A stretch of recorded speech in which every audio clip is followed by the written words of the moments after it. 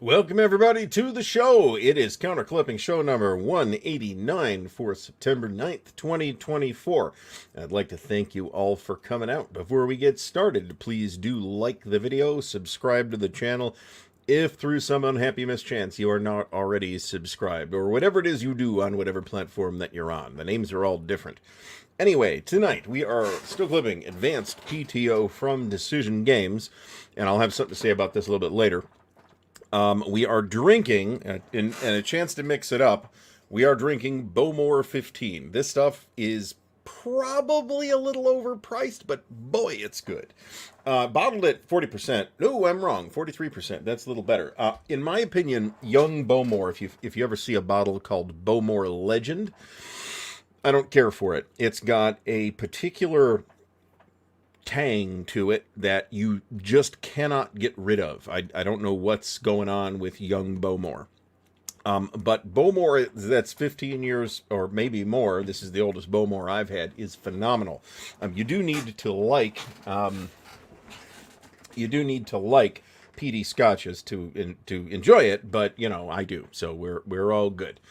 We will have some news, including some non-wargaming news tonight that we will probably briefly at least mention, and otherwise off to the races. Our topic tonight is low complexity war games, and I'm specifically kind of talking about low complexity war games that even veteran wargamers can enjoy, not necessarily starter war games. We have talked about that kind of a lot over the span of close to 200 shows now, and I kind of wanted to tackle the question from a slightly different angle, specifically from the standpoint that complexity does not necessarily equate to added simulation value or added realism, or whatever the term we want to use happens to be.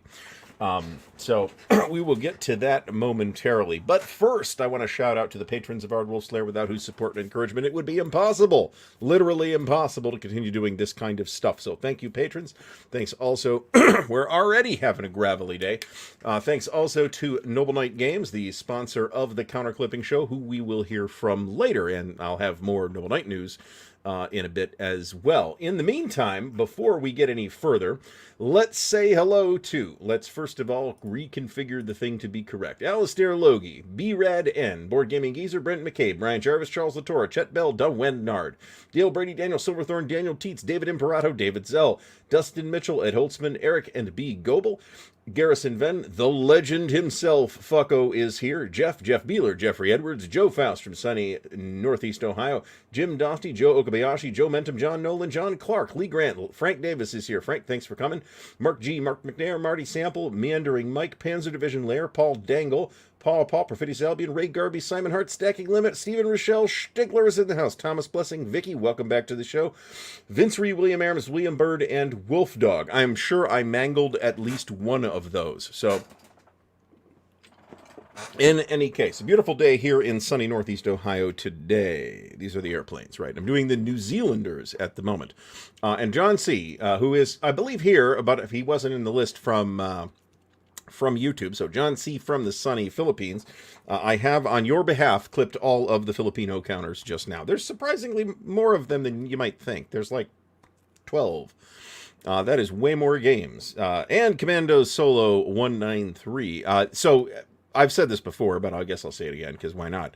YouTube gives me like this list of chat participants, but that's exactly what it is. It's chat participants. So if you like haven't said anything in the chat at all, or if you haven't said anything for like the last 5 minutes, you drop off that list. And that is the list I work off of, because sometimes there's like 200 comments before the show starts, and I can't go through those. I will double people up and forget other people. So I apologize to anybody whom I have missed. Pipe up in the chat. We are, by the way, as we begin to segue into the news, we are approaching, it's a couple months out yet, the 200th Counter Clipping show. There will be giveaway minimally during that show. So I'm trying to de-emphasize every little milestone, but that is a big enough one that I think we should celebrate it. So we will celebrate it by doing a giveaway, or more than one. I don't know. There's going to be at least one, I can tell you that. So it was cool. I don't know. I didn't even look at the thermostat today. Cool here today, but nothing crazy. So in other news, we have to say farewell to the legendary James Earl Jones, who I was first introduced to in the film Conan the Barbarian from 1983. I can basically recite the entire screenplay from that movie from memory. So, not that there's a ton of dialogue, there's not, but still. Even so, R.I.P. James Earl Jones. I also want to bring everybody's attention, and I did not think to capture the link in the meantime, a new company that may produce Wargames or Wargame adjacent games, Warfrat Games. This is a collaboration between Ryan Howman and Wes Crawford, who we both all know already. That is a trick question, Stigler. We'll get to that in a minute. I don't know that Warfrat Games has any like thing in production right now, but it's worth keeping an eye on, given Ryan and Wes's contributions thus far. Both have designed and/or developed a pile of games. I have thrown a link to Warfrat Games in the chat, so you can go check it out. Like I said, I would expect some interesting things out of them, and things, by the way, that might be relevant to our topic tonight, although this had no impact on our topic tonight, and it will be some time before we're able to evaluate that. So, in any case, I mean, I think everybody's familiar with Darth Vader, but lots of folks didn't know, right? Back in the day, if you were old enough to see Star Wars in the theater, James Earl Jones didn't get a screen credit in the original release, as I recall, or it's buried in the end credits, one of the others. I really liked him as Admiral Greer in the Jack Ryan movies that he was in, crossing over with multiple Jack Ryans, I might add. And Field of Dreams also is a terrific film. I think that came out when I was in high school, and it was a date movie for me, and I was not prepared to like it, and in fact, it is a great movie. So anyway, yeah, I mean, I haven't seen The Great White Hope, to be fair, but there's tons of the riddle of steel is flesh. Flesh is stronger. So that is the riddle of steel. And of course, he was in Doctor Strangelove as well as a million other things. So, and frankly, his comic chops were not bad either. If you saw Coming to America, he doesn't really get a laugh moment in the sequel, for obvious reasons if you've seen it. But in the original, he has plenty of funny lines, I thought. So, in any case, let's moving on from that, because we are not a Hollywood show. Where the hell did my notes go? There is my notes. All right, so. Multi-Man Publishing is shipping the latest edition of ASL Doomed Battalions. This is, I believe, the Allied Miners, and is a comprehensive repackaging of the Allied Miner material. If you, like me, only have the old Avalon Hill Doomed Battalions and you're of a mind to not leave that out, you might want this new one, because it is a significant it will be a significant upgrade from the one I've got. I love that movie. That's one of my favorite movies of all time. Is it one of the best movies of all time? I don't think it is, but it's a great movie. It has a fabulous soundtrack, wonderful costumes and cinematography, a great cast, and you know, you could even count Arnold, right? Because John Milius knew how to use Arnold, right? He's kind of stand there looking very strong for a lot of the movie. So. Oh, MIDI Doctors, welcome back to the show. Lost ASL in a house move. I lost my scenario binder. I don't know where it went. At this point, it's probably a write-off. That contained, at the time, fortunately, it wasn't like a huge chunk of stuff. It was only Beyond Valor and something like 2 or 3 action packs. So eventually, I'm going to have to like find replacements for those. But I mean, I didn't lose anything else. Just the scenario binder. It was very irritating. So, in any case, The Sandlot is another one that I have never seen. And, of course, The Lion King, because that is a classic movie that I also haven't seen. Really, because I think it was about 30 when it came out. So, that's my excuse for not having seen The Lion King. But it's one of those things where, whether you've seen it or not, you're kind of passingly familiar with the story anyway. So... I also had everything up to KGP 2, and I stopped right before they did the first Doom Battalions, which was a thing that they'd been dicking around with for years at that point. So, yeah. So it is. However, it's hard to sell ASL a little bit, because what like ASL people end up with is a giant disorganized pile of stuff. Where all the counters are mixed together and all the boards are mixed together, and taking that all apart is a huge headache, and figuring out even just the boards, let alone the counters.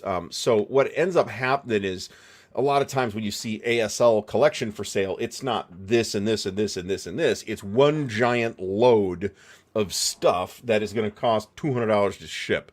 So it can be a little difficult to sell. That is the kind of thing that, personally, if I was dumping, which I'm not, I would probably talk to Noble Knight. It would just be a lot easier. On that topic, not this coming weekend, but the following weekend, we will be field tripping up to visit our good friends at Noble Knight Games.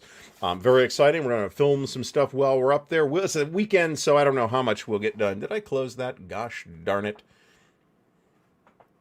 No, I didn't. Well, maybe that's not working. I don't know. Hold on. Let me pull this up. I'll keep an eye on it. My wife is strongly discouraging me from selling games, because she knows what will happen, meaning I will buy it again. So there we go. Okay, that's interesting. That is a change on the YouTube side of things that didn't work before. Yeah, there's actually a good chance you can go to Winter Offensive or ASL Oktoberfest, which is coming up, and dump them there. And if you're in Northeast Ohio, ASL Oktoberfest is very convenient. I might put an appearance this year, but if I do, it's going to be, I am going to show up wearing an Ardwulf Lair t-shirt with a camera and take pictures and talk to people, and that's about it. I am not going to be there to play at this point. So, a lot of times, this is, in fact, exactly what happens. Yep. This is why I wish I hadn't gotten rid of my any number of things, right? I mean, the GC, I got good change for the GCACW stuff that I sold off back in the day. So the day we will actually be in store is the 21st. I have personally fucked that up at least a half a dozen times now, but the day we will physically be in the location is the 21st. It's a 8 or 9 hour drive from Akron, Ohio, and we have other people carpooling up from Columbus and various other parts. So this isn't just me driving. I'm not probably driving 9 hours by myself unless I'm taking 2 days to do it, which, you know, I could do, but probably not. In any case. And as of this moment, I'm going to agree with Marty on this. I think I'd rather play Holland 44 than Hell's Highway, but I am also extremely curious, that said, to see what Mr. Butterfield does with the new edition. It will be substantially revised from the original. I mean, just a ton of additional Order of Battle work has been done on that particular battle. Okay, we have managed to mix them up. Since whenever Hell's Highway came out, that was in the, I don't know, somewhere down in the 80s, right? 86, I'm guessing. It's something like that. So, and Roger Hemseth says that every Market Garden game is a series of battles. I mean, this is true, but isn't Gettysburg kind of a series of battles too? I mean, this can be applied to a lot of different things that we as wargamers like to play.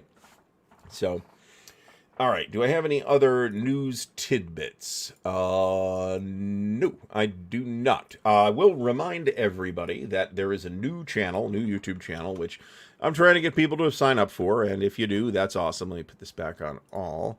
I will throw a link to the Voyages into Imagination YouTube channels. If you haven't given me a follow over there yet, we are not going to have a massive amount of, where there's like everyday content over there. You are going to get maybe a book every week or two, a book review or whatever it is. There will not be like multiple things per week. So in any case, John Butterfield is revising the original Hell's Highway for New England simulations. The title will be called On Hell's Highway. I don't know whose boat this is. Interesting. But I'm positive I'm screwing it up. So I got these all mixed up.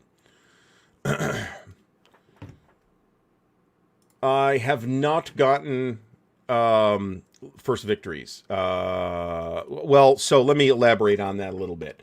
I have one of, I think, 2 proof copies in existence of what is now being called first victories. This is the Glory and Empire series from Lock and Load, and I have one of the prototypes. So I am working on some content, and you are likely to see that content reasonably, not in the next couple of weeks necessarily, but pretty soon once we have movement on shipping. And last I heard, which was a week or 2 ago, they were being prepped for shipment by the printer. So I would expect it to be a couple of weeks in transit, and then another couple of weeks, and then maybe L&L will start shipping this stuff out. But it's kind of smelling like, they haven't said this to me, but it's kind of smelling like late October to me. And there's been tons of delays on all of this stuff. Everybody knows that. So, in any case. Yeah, this is not pulling a lot of attention right now because, I think, just because New England, a lot of people don't know about New England simulations. They do relatively few games. They do a game every couple or few years. But when they do one, it is invariably very well produced, and it is almost always, and I only say almost because I don't have them all, a dynamite game. So, all right. So, did I thank Did I thank John Stanley? John Stanley, thank you so much for the support. It is much appreciated. I'm not sure I actually said that, so thank you very much. It is appreciated. And Jeff Beeler is talking about Liz Davidson over at Beyond Solitaire interviewed Non-Breaking Space, which is I'm not sure if that's an individual designer or a design team. They are working on Cross Bronx Expressway for GMT, and I believe there's some other things in the pipe. The Cross Bronx Expressway looks pretty interesting, by the way. I believe there might be a couple other things from them in the meantime. but I haven't listened to the podcast yet. So Jeff says that he mentioned running John Company as a role-playing game. Well, I mean, I don't think it is that out of the box, but that does not necessarily mean one could not do that. I'm just wondering how that would look, and I'd be curious. I got to listen to the podcast. We've got we've got approximately 16 hours of road trip ahead inside of 2 weeks, so we will have time to listen to podcasts because Fucko's coming, and if he doesn't listen to podcasts, he's listening to disco. So, and I know which one of the two he will choose.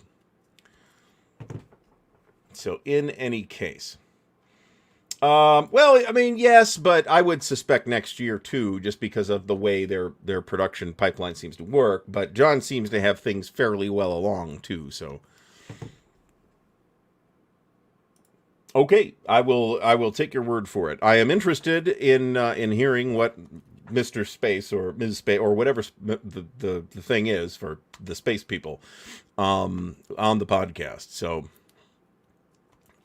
so I have heard about the Ortona thing as well. So I mean, this can be arranged.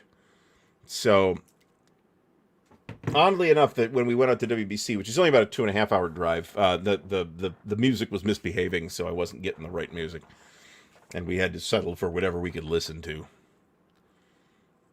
So, in any case, all right. So I, as everybody watching is probably aware, this is going to be one of these sort of Gary Fish's. What is this? All right, I guess we'll call that a ground unit. This is going to be one of those Gary Fishers for information type of topics because I am not really a low complexity wargamer kind of guy. About as beer and pretzels as I get is Commands and Colors, which is, to be fair, fairly beer and pretzels. But I also haven't really seen much necessity for me personally, given my tastes, to extend my filthy fingers into that space. So I think Brant's going to be the person driving, so it might be Brant's call. But in any case, Goss Hell's Highway is in fact coming. I believe that we're looking at next year on that as well. But it may be relatively early next year, and I'm not sure. I guess we'll just put this in with the rest of the boats. We've got some ships that are colored differently than the other ones. Well, this is a great question. One can be procedural while being relatively light, and one can be procedural by being really quite heavy. An example of a procedural game, I mean, there's tons of examples. I can name a couple off the top of my head. Target for Tonight and Target for Today from Legion Wargames, which are, of course, inspired by B-17 Queen of the Skies. Many, but not all of Greg Smith's games could be called a procedural. And I think they vary somewhat in complexity, although personally, I don't know that I think any of Greg's games are outrageously complicated. You know, I mean, this, so Tednac Games, currently located, or I guess used to be located in Nova Scotia, is moving to Ontario. I think we mentioned this last week, but I might be mistaken. Columbia Block Games are a great example. Those games tend to have something like 12 pages of rules or something like that, maybe 16 for a couple of them. And they are not super dense rules. Those are quite in the space of games that I am talking about. And those are games I'd like to do more with, to be honest. At least some of them, I mean, based on topical interest. Because I love what Columbia does in general. I think they do a really good job, but they have their kind of space that they operate in, and that's that. I don't know. There's plenty of good music from both the 80s and the 70s. Although remember that disco is really kind of a late 70s, very early 80s type of thing. So there was a good question here. MIDI Doctors, do we say that low complexity is low page count? Not necessarily. Page count can be a very deceptive way to measure complexity, and I think there are certainly examples where you'll see. Let me put these in the right spot. there are certainly examples where you will see a complicated game with a thick rule book, but you'll also see medium complexity games with thick rule books. And I would say, for instance, and this has been an example I've used a million times. NATO, The Cold War Goes Hot from Compass. It's not a terribly complicated game. Even War in Europe has a lot of rules pages, but it's not necessarily particularly difficult to play. A couple people have mentioned, including Brian Jarvis, the SCS system from DNS Again, the Gamers, and I would certainly put this in that category, those kinds of games in that category as well. I have 3 or 4 SCS games. It might be 5. I don't buy SCS games unless they are topics that I am interested in, and we got to get caught up here because Robert Lane, thank you so much for the support. It is much appreciated.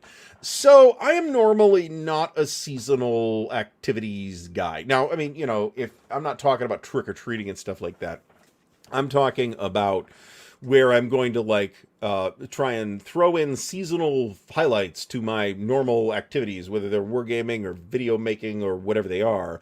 I'm not really very big on that. I am, in fact, kind of bad at it. I typically forget that there's a holiday coming up until it's like that weekend.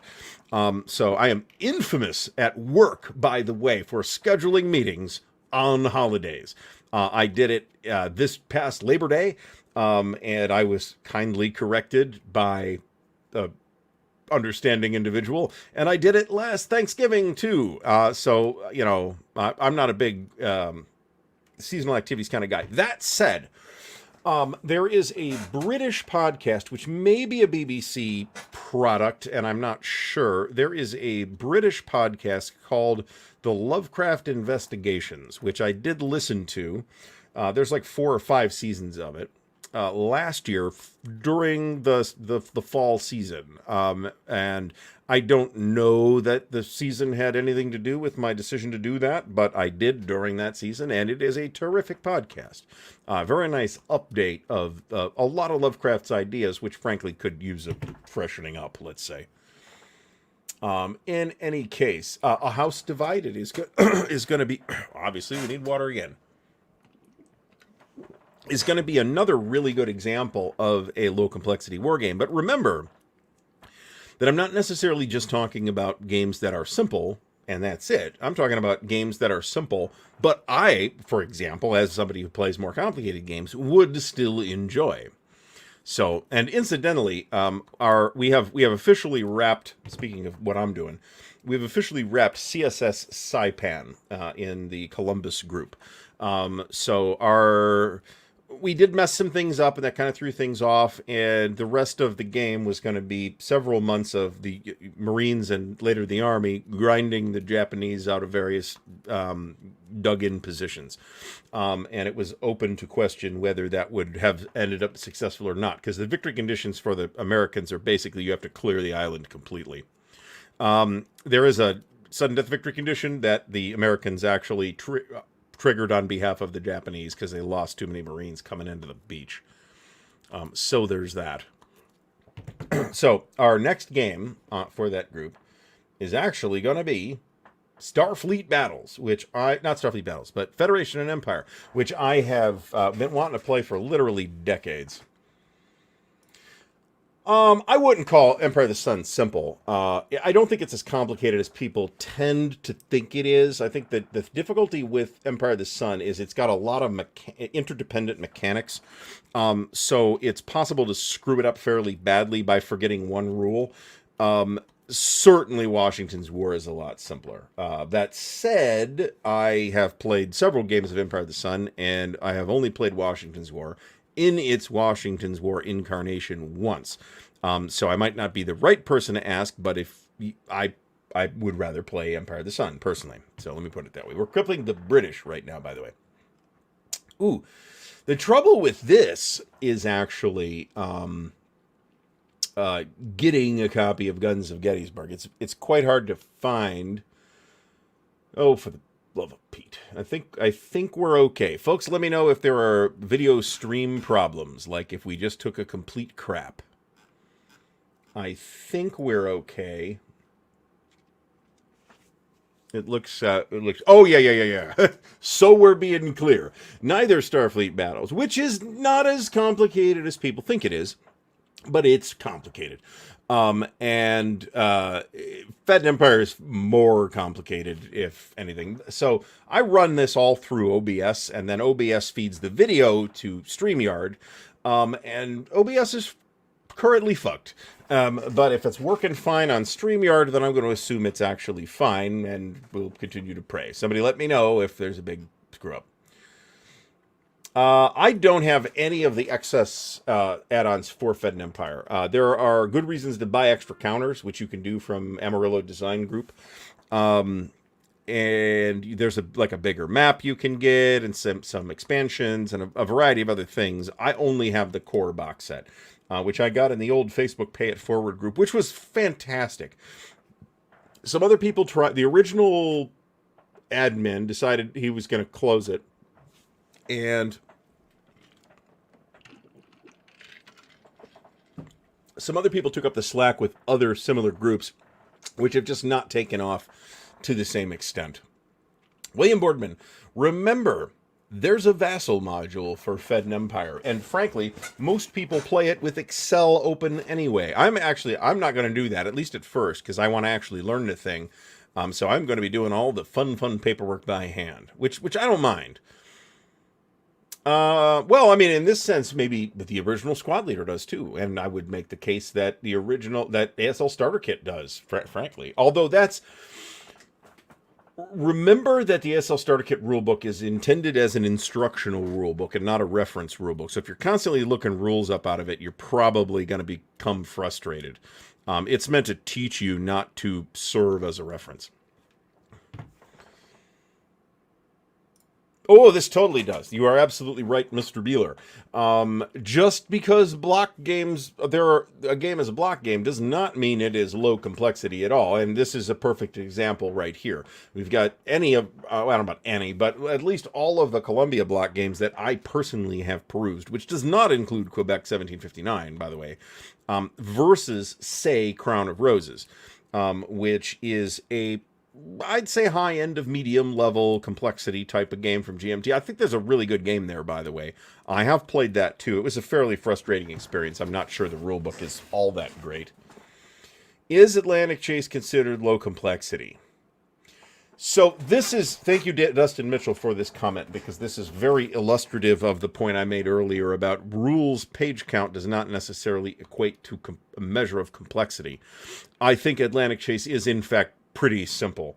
But if you look at the page count of rule material in that game, you're probably going to be like, oh my god, there's a lot of rules here. It's really not that bad. There's an entire book just dedicated to walking you through the teaching scenarios and stuff. So I would say, Carl Fung, thanks for stopping by. I indirectly mentioned you when I talked earlier about Order of Battle research for Market Garden, by the way. MIDI Doctor, Caesar's Legions. Yeah, so I have this. This was very kindly sent to me a year or so ago by Mark Ruggiero. And it is an interesting game for a couple of reasons. One, as you're probably aware if you've been watching this show for any length of time, Avalon Hill tended to kind of pick up other games and sometimes buying entire companies to get their games. All right, good. That's fine. And I mean, Battle Line, for example, they bought 3M's line of games from them. They picked up several things from SPI and republished them as Avalon Hill games. Caesar's Legions is, to the best of my recollection, the lone item that Avalon Hill acquired from Game Designers Workshop. It's started out as a game called Eagles, designed by the late Lauren Wiseman. And it eventually, I have no idea what route it took, but it eventually made its way over to Avalon Hill and got redone as Caesar's Legions. It looks very promising for a couple of reasons. One, it does look pretty simple, and by my standards, so bear that in mind. But it also is Operational Ancients, which, as we've talked about many times before, is not a field exactly swimming in games, right, in wargaming. So Uber Light Chrome Fests. I don't know about that. Really, if you think about it, even BCS, I think, is really not that. It's not a simple or low complexity war game. Don't get me wrong, but it's another one of those games that's like easier than people think it is. You really do have to get the hang of it, and at least I found that because I've played a lot of much more conventional games, it took quite a bit of work to get the hang of it. I think we did succeed eventually. However, I wouldn't put myself up against a really. I mean, I would, but I am no match for a really skilled BCS player. Don't get me wrong, but we got to the point where we were pretty comfortable with the rules. It reminds me to plug this in. William Boardman prefers Fed and Empire paperwork by hand. Well, I will report back on how frustrated I get with it. How about that? It's not that complicated. You don't absolutely need a spreadsheet to do it. It's just that it's easier. And when we had at Winterfest a few years ago, I think this was pre-COVID, so it's kind of 7 or 8 years ago now, I guess. When we had the big Fed and Empire group at Winterfest, they all had laptops. So, I wouldn't. I'd be interested to hear what Carl has to say about this. Well, there you go. Carl says it's not low complexity. So Goose Green is, that said, Goose Green is low complexity as TCS games go, because there's really not very much in the way of game-specific rules, but you do kind of need to be up on the rest of the game, and unlike SCS with its 7 pages of rules, TCS has got a little more meat on its bones. So, I mean, it's been, I haven't played Battletech since probably the mid-'80s, so I have no idea what kind of state it is in nowadays. They may have streamlined things. I have the vaguest idea. I always, kind of mentally put it in the same category as a game like Starfleet Battles, but Starfleet Battles is kind of in a class of its own complexity, or in a very cozy group, let's say, of complexity, but it's another one of those things that you don't necessarily need to know all the rules to start playing either. But I think it's probably to the pretty much the same extent as ASL, where ASL will have like a lot of different situational rules for things like night or whatever.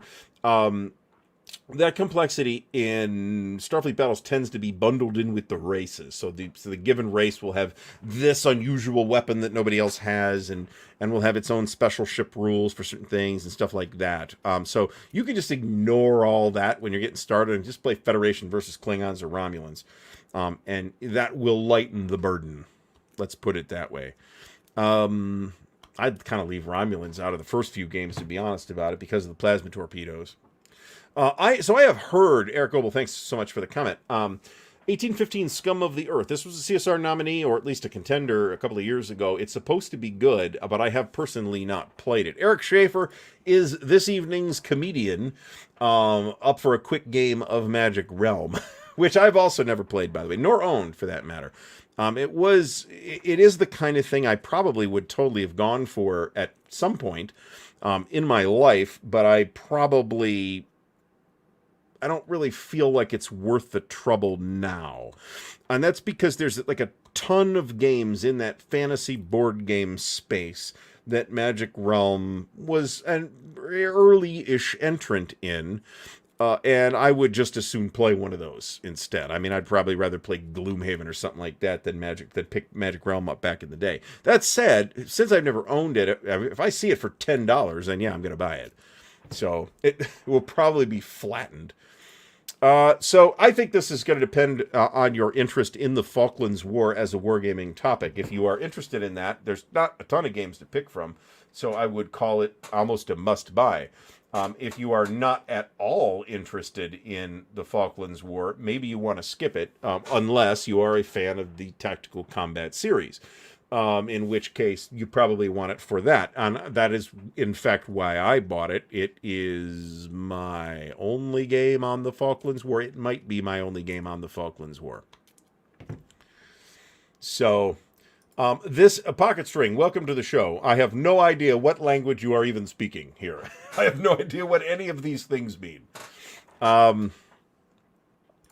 Greg Grant says the beauty of playing wargame series that they can rapidly become low complexity. Well, they don't become low complexity. You just learn the game, right? I mean, and I completely agree with this point.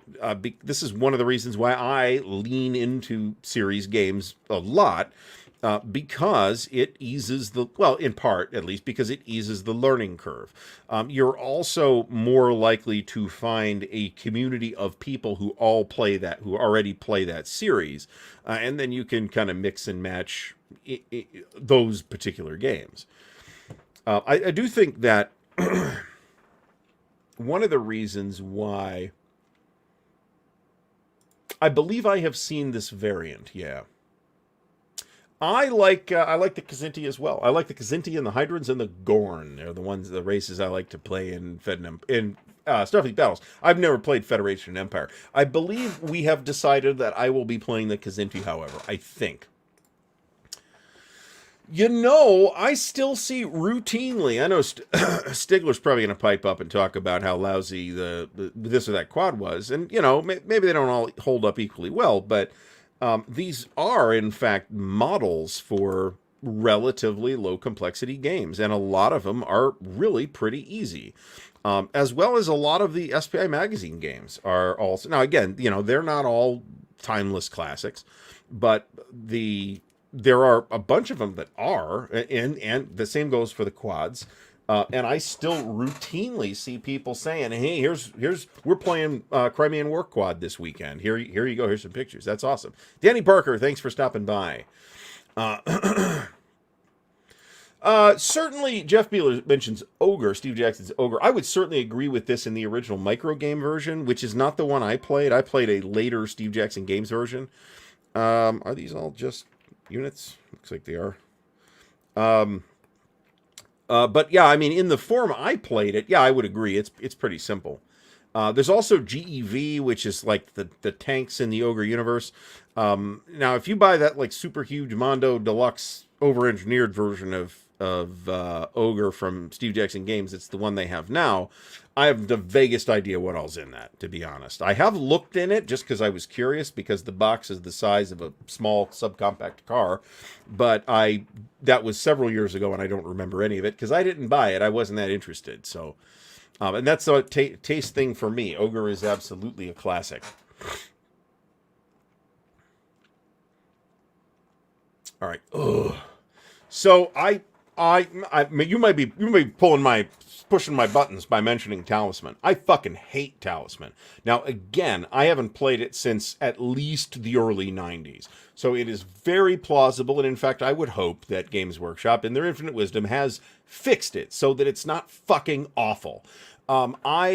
The problem with Talisman is that it's fun for an hour, but the game takes 8 hours to play. That's where Talisman was at. And as you continue to add expansion material into it, the playtime just got longer.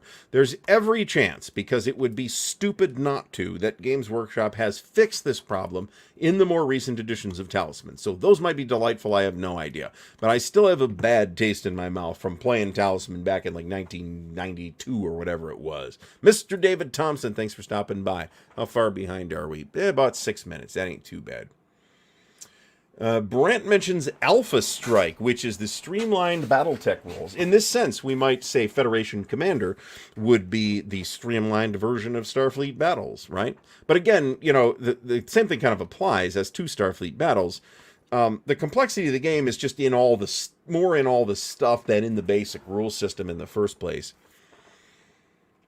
Well, Danny, we've mentioned a bunch so far. I've mentioned a bunch, and tons of folks have had even better suggestions than I have. SCS Ardennes. So bear in mind that the original SCS Ardennes was one of the early SCS games. I have not played either version of SCS Ardennes. Ardennes 2, which came out 2 years ago or something like that, is a very significantly revised and to some extent mechanically different implementation of SCS. And I would actually be interested in playing it. It's just, I don't own it, so it's kind of a matter of finding the time, right? Kriegspiel. I feel the same way about Kriegspiel as I do about Tactics or Tactics 2, or what was that thing called from Columbia?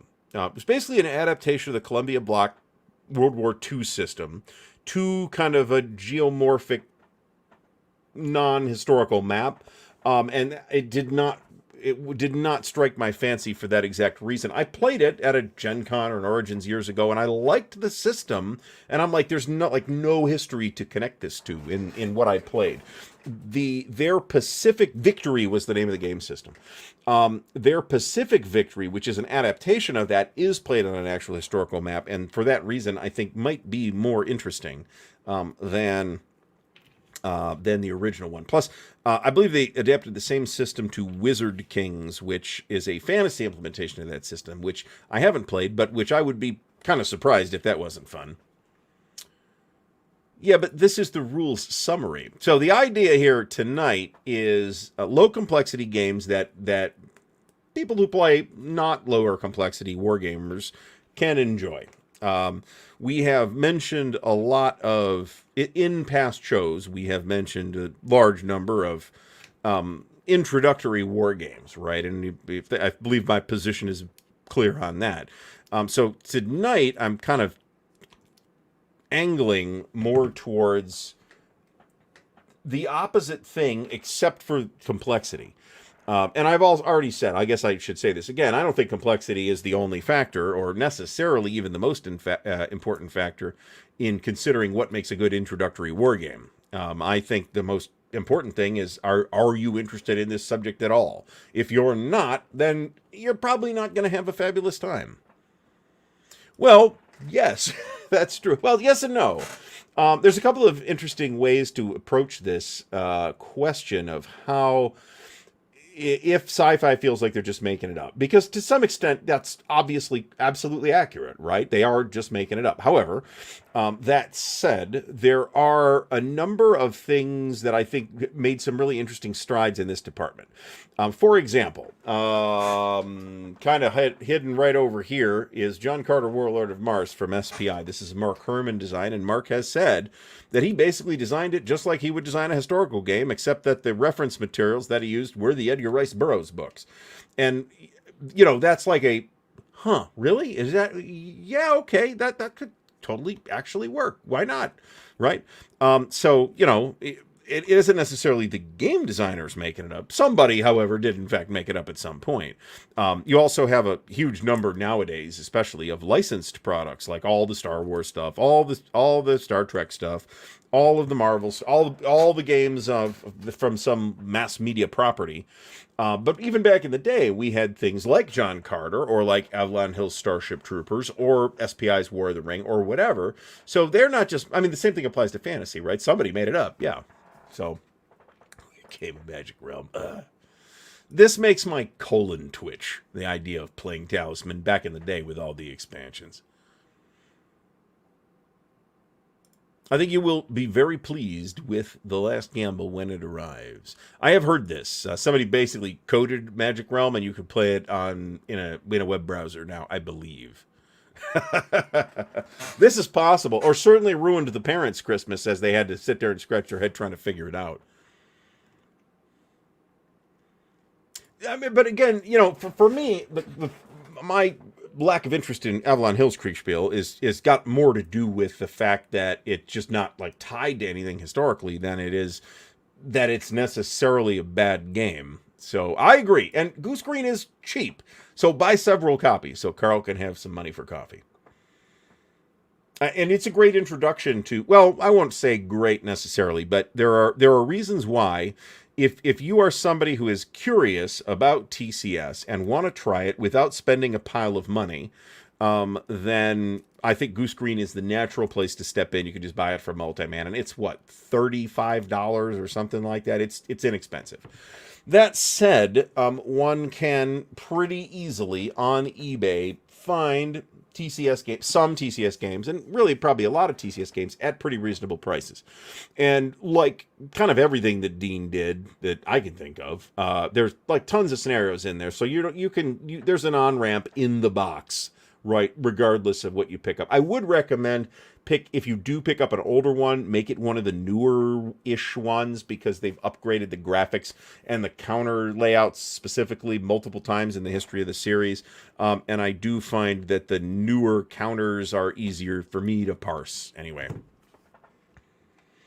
Wolfdog has a punched copy of SPI's Freedom in the Galaxy for $80. Absolute. Well, punched. No, I'd say no. I wouldn't pay $80 for it.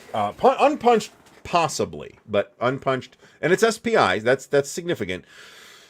Some people will prefer the SPI edition. I, in fact, had the Avalon because it was one of those games of my childhood that I felt I had to rebuy. So I bought it again, and I got it, and I'm looking at it. Everything's great. I'm delighted, and it's on one of those Avalon Hill one-piece maps that tend to warp horrifically, and it was warping badly. Now, there's probably things I could do to fix that, but what I ended up doing was trading it to Fucko for his SPI copy of Freedom of the Galaxy, and I am a happy man. I like the SPI counters better anyway.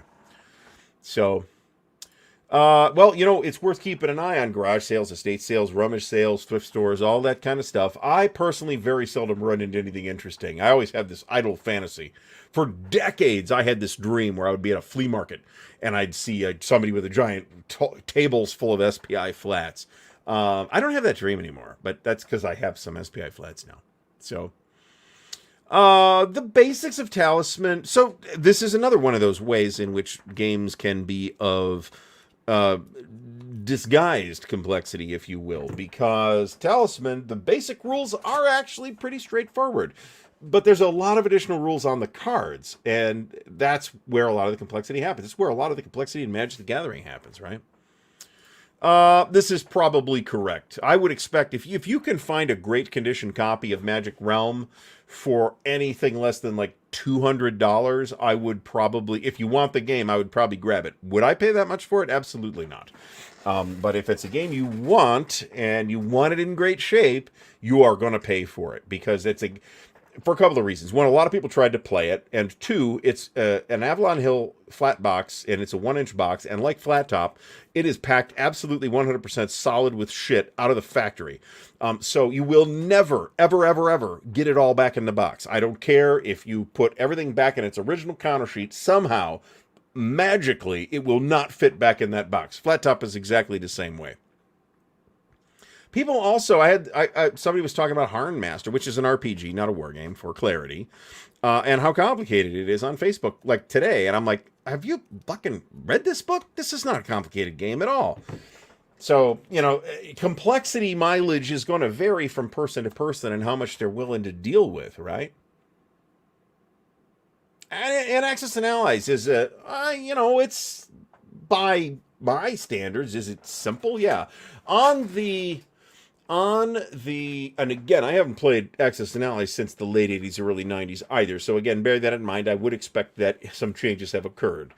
I would put on GMT's 1 to 9 complexity scale. And again, this is just where I would put it, not necessarily where the designer would put it or the publisher would put, or whatever. I'd probably put it at like a 3. I think it's super duper simple.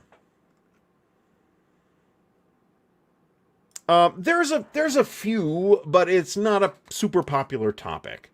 And to be fair, a lot of people, I think some of that is a perceptual issue, because people think, well, the Falkland War, the British stormed in and took over, and that was that, and it was super quick, and it was this complete whitewash. There were some interesting engagements in that conflict that could have gone either way. The British still would have won, but remember, TCS is the tactical combat system. There's Mrs. Thatcher's War. There's a big fancy one that goes for some change nowadays, and I can't remember what the name of it is.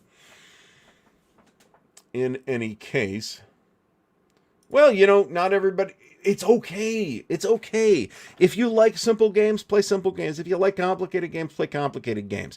I don't have a dog in that race. Play what you want.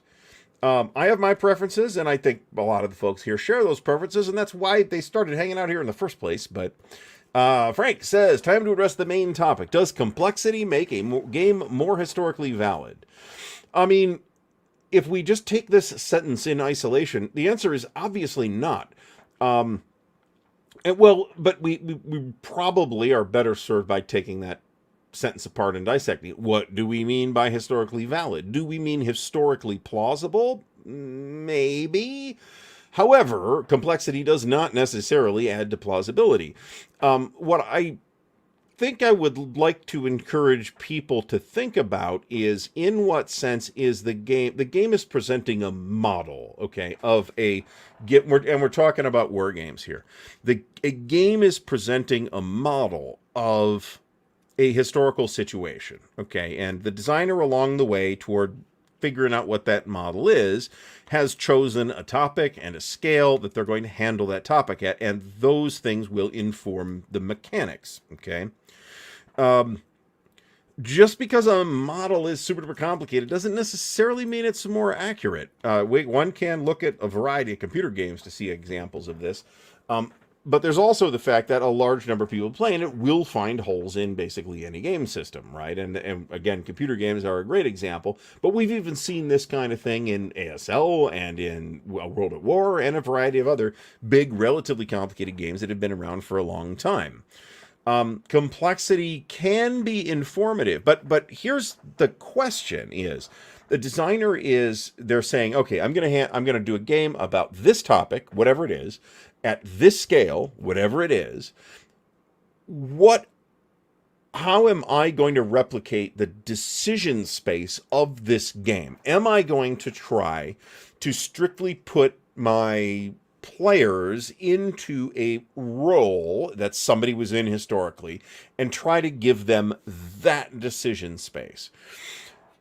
A lot of designers don't have the discipline to do that. A lot of designers will add extra details and cause that decision space to not be this particular level of, let's say, if it's a bulge game and you're in the role of a division leader, for instance, you're commanding a division.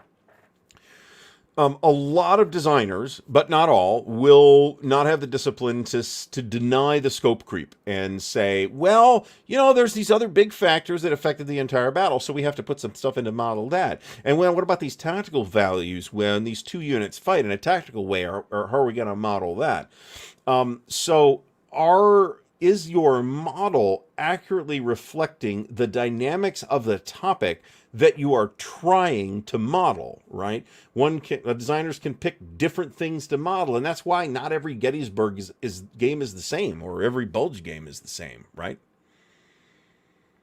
I don't know if this is coming soon, but I did hear some little birds talking about this. I would expect, given that Red Strike appears to have done reasonably well for VUCA simulations, I would expect Red Strike, this system, to receive several additional volumes. Let me put it that way.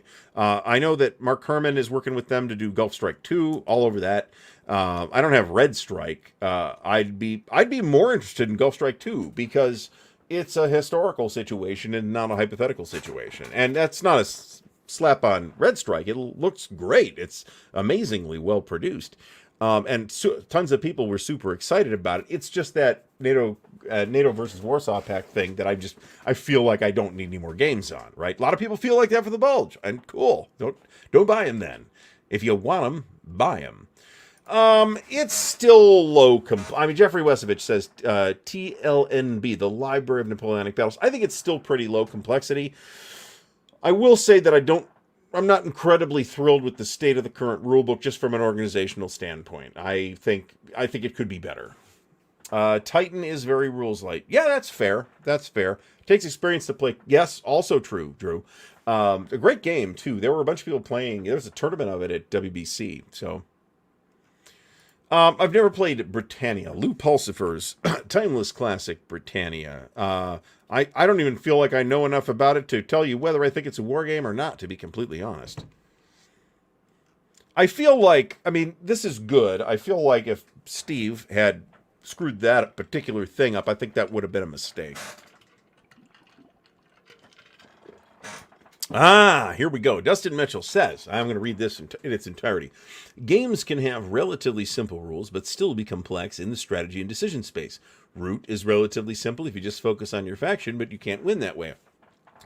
I've never played Root, but, and a lot of people will compare it to Coin, which I have played an okay amount of.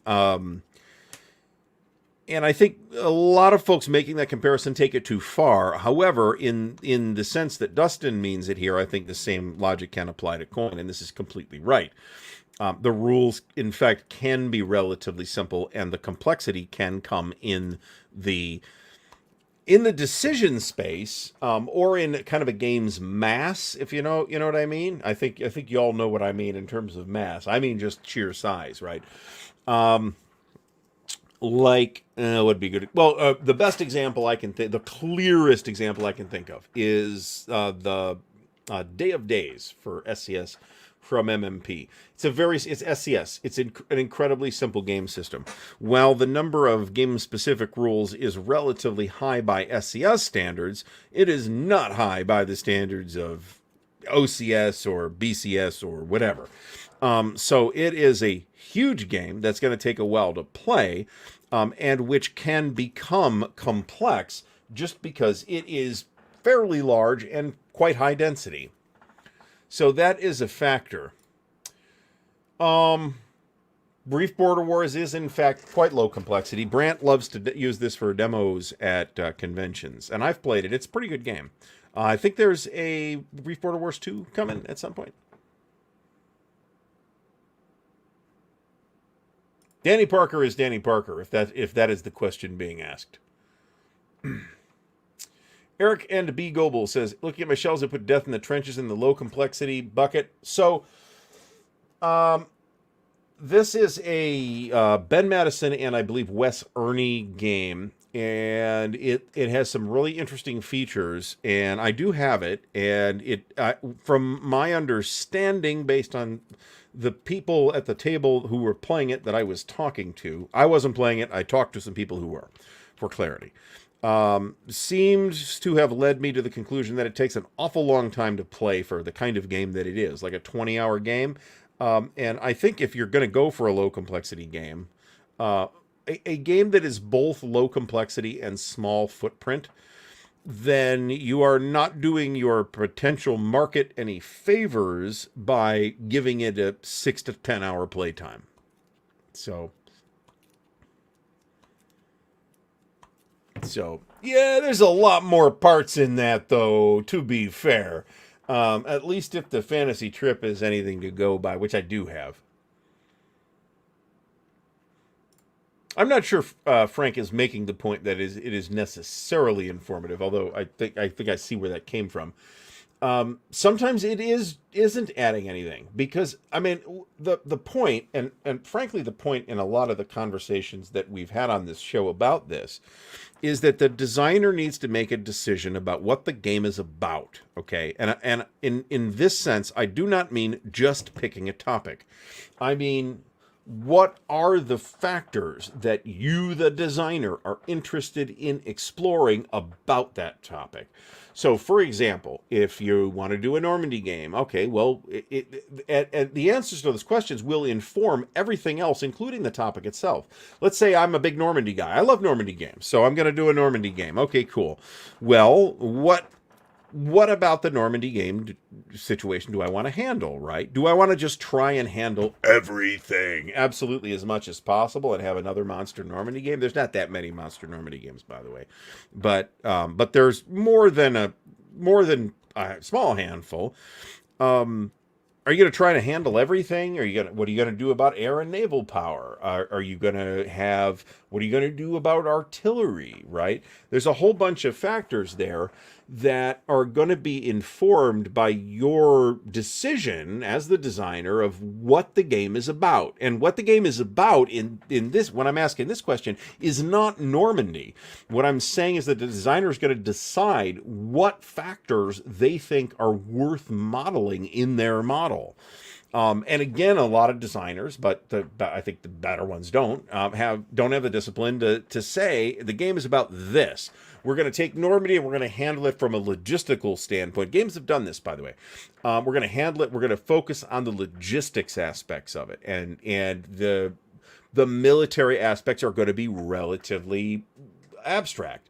On the other hand, you could have the opposite decision and say we're going to focus a lot on sort of tactical considerations, but then maybe you're not looking at a game about all of the Normandy campaign, right? Maybe you're deciding we're going to have a game about Operation Goodwood instead. Maybe that's better for your design because you have decided that the game is going to be about unit tactics at a, say, a company level, or whatever you picked, right? And I say this as a monster game guy, by the way, that it's are we all right, good. It's impossible to underemphasize the desirability of replayability, by the way, because there's good games that you won't want to play a second time. I mean, a lot of people will find most monster games are like that, right? I haven't played a Case Blue a second time. I think I will, but I haven't at this point. If you refresh, yeah, so if you're like on the screen, it won't necessarily give you the real-time likes. You might need to refresh. I don't know what it's at. There's no way for me. 79 is what YouTube says right now. Let me put it that way. Well, here's the other thing, is that, and I've said this before, and I'll try and be direct about it. Complexity is not a design goal, okay? There is no added value to complexity if you put it in there to have complexity. And frankly, a lot of designers probably do. I don't know about a lot, but some designers at least do that, right? I mean, one can certainly put Campaign for North Africa in that bag. Is the complexity there doing something? I kind of tend to think that it is in the case of Campaign for North Africa. But then one should probably ask the next question, which was this approach the best way to model the things that the designer Richard Berg was interested in modeling? Do we need to design complexity? I think we all know what we mean, and we're just kind of talking through the various ramifications and angles that it looks like. Drew Detterer says, where do the AH Impulse games fall? I haven't played any of these, so I'm the wrong person to ask. My instinct is that they are probably on the lowish side, but maybe not super duper low. As, you know, Avalon Hill games from the period, as it were. All right, I don't know what's going on with that, but...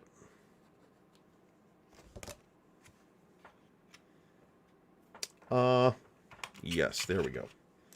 There we go. We're good. At the moment, we are using GMT trays. I think there's 6 counter sheets in this thing. I ought to be able to get all of the counters in 4 trays at most, and 4 trays will fit in the box. So, I'm happy enough with that.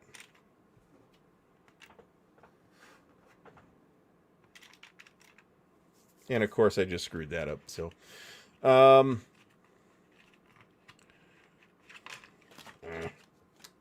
we're messing things up here. It'll be fine.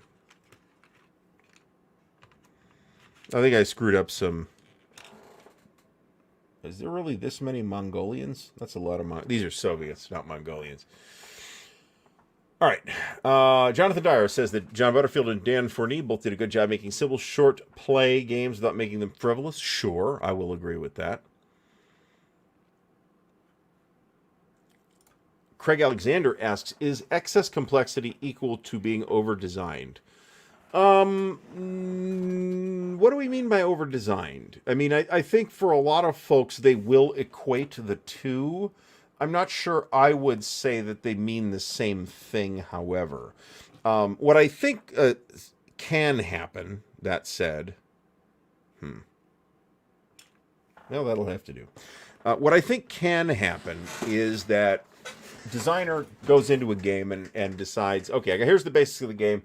It's pretty much figured out. Okay, and we're going to assume for the moment that that all works and that basis will carry them through to the finished game. But then, okay, well, we didn't add this factor in, so I'll put in a rule for that. And I need to make sure that we covered this, so I'll put in a rule for that. And I need to make sure that this is being modeled, so we'll put in another rule for that. And sometimes that can run away, right? I mean, and Berg was kind of famous for this, to be completely honest about it. Do I have...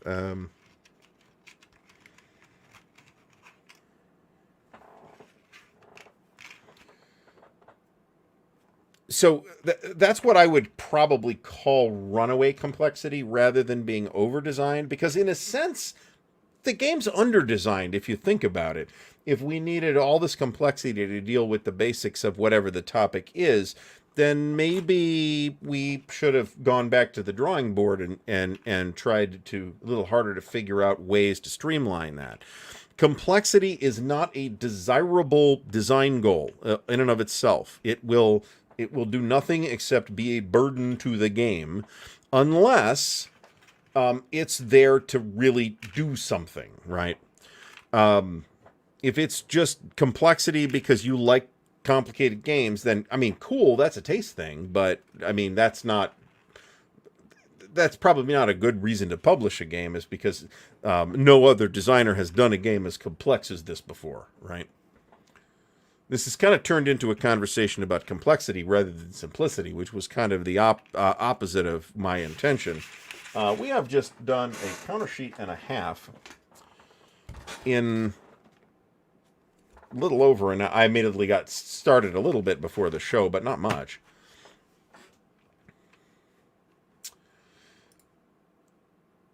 Drew Detter asks, does removing hexes and odds charts allow for less complexity? I mean, those are possible tools, sure. Just taking the hexes out of the game does not necessarily reduce complexity. Jester's here. Thanks for stopping by. Well, this is a perfectly valuable question. Let me get back to that. Does removing hexes... so, I mean, I don't think this has any bearing on complexity at all, actually. I mean, certainly taking out rules that you don't like or you don't think are adding to the game is a good idea. Is a hex grid one of those things? Because I think it can be. I think one of... And we see it most clearly in naval games, where a hexagon grid to regulate movement will give a sense of precision that nobody, not the people on the ground, not the historical commanders, and not the historians writing the books, necessarily have, right? I don't think that's always the case, but I think it can be.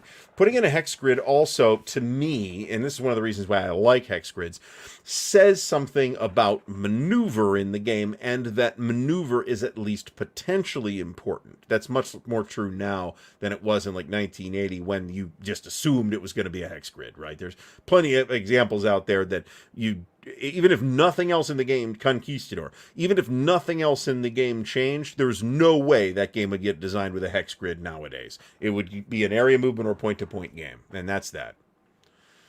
But I can look at, so I got StreamYard open in the front, and then off to one side I've got YouTube Studio open. So I can look over to YouTube Studio and see how many of the people in the StreamYard number are YouTube people, and how many likes and a variety of other things that there are. I'm showing 143 at the moment, which means 0 from Facebook, actually. That's not weird, to be honest. Mike Reed says you have to balance between some specific complexity to model the simulation versus a generic basic system. Otherwise, you end up with the cookie cutters. So this is an interesting question, because I'm one of the people who has sort of complained. It's not a big complaint, but I have complained in the past about games where all the units are the same. And there are designers who have said in their designer's notes, this is why all the units are the same. It's, because at this scale, these little factors don't add up to being anything measurable, right? Mean Joe Green. So the answer to this is no. However, that is going to happen, because this is going to get played at some point. We might even start this year. I'm not sure. This is, I don't know that this is universally the case with designers working in both spaces, but this is, I think, a completely valid rationale for picking one or the other. If you're trying to model commitment, and a game that does that, I would say, would be Diplomacy, actually, which is an area game. What's that thing called? Not Supreme Commander, but I can't remember what it's called. It's a risky type World War II game. There's a World War I version as well. It's not Axis and Allies. It is more logistics oriented. Somebody will put it in the chat just based on that information alone, because we've got a lot of really smart people here in the chat.